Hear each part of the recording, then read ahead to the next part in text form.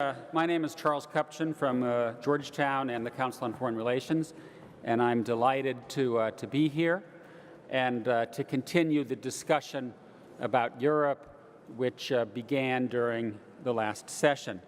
On the stage are, to my direct left, the President of Estonia, Toomas Ilves. To his left is Bartholomew I, His High Holiness, from Constantinople, Istanbul.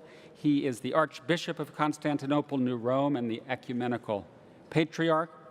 To his left is Fu Ying, Vice Minister for Foreign Affairs from China. And finally, to the far left, Kemal Dervish, who is currently at the Brookings Institution, formerly a politician in Turkey and also in international institutions. I'm going to begin the conversation by putting three issues on the table, and then I will turn it over to my co-panelists to get us going. The first proposition is that in the world to which we are headed, regions will be a more important player in international politics than they've been, partly because of the diffusion of power to new quarters, some of the issues that Kishore was talking about over lunch.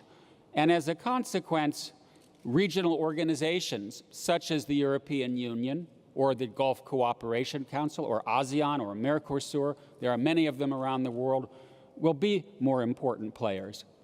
And the EU in some ways was a trailblazer. And when the GCC, when Mercosur, when ASEAN were forming, they looked to Europe and attempted to draw lessons from Europe for their own regions. So the first issue I'd like to put on the table for discussion is, when you look at Europe, what lessons do you think are exportable to other parts of the world, and what lessons do you think were unique to the European experience? And secondly, what do you think Europe got right, and what do you think Europe got wrong?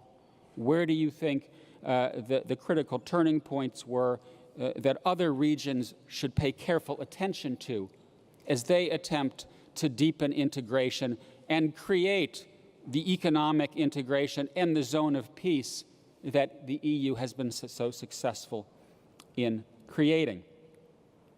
The second issue I'd like to put on the table, in part because we have such a diverse panel, is the role of culture, ethnicity, religion. Because I think it's safe to say that regions, as imagined communities, in part represent cultures, in part represent people who feel that they belong to a region that is not just geographic, but also has cultural content, has content as a magnet of identity. And the EU has, in one respect, overcome some of those cultural dividing lines. With the possible exception of Northern Ireland, Protestant versus Catholic is no longer an issue for Europe. At the same time, as we've seen just in the last 2 days, language, ethnicity, sense of national identity still matters. I'd be interested to hear your thoughts on how this issue, this question of identity, language, culture, affects the regions in which you reside.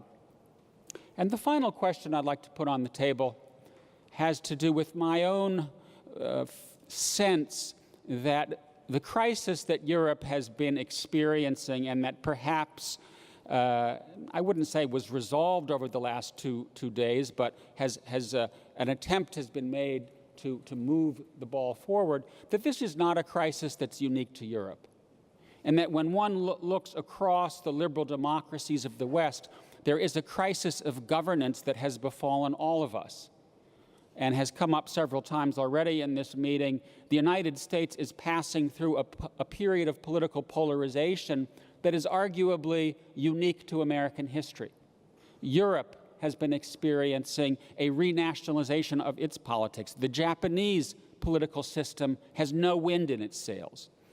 And one possible explanation of this is that all of our societies are going through a social dislocation born of globalization, in which our middle classes are suffering, in which income inequality is rising, and to some extent the fundamental social compact of the post-war period is now up for grabs.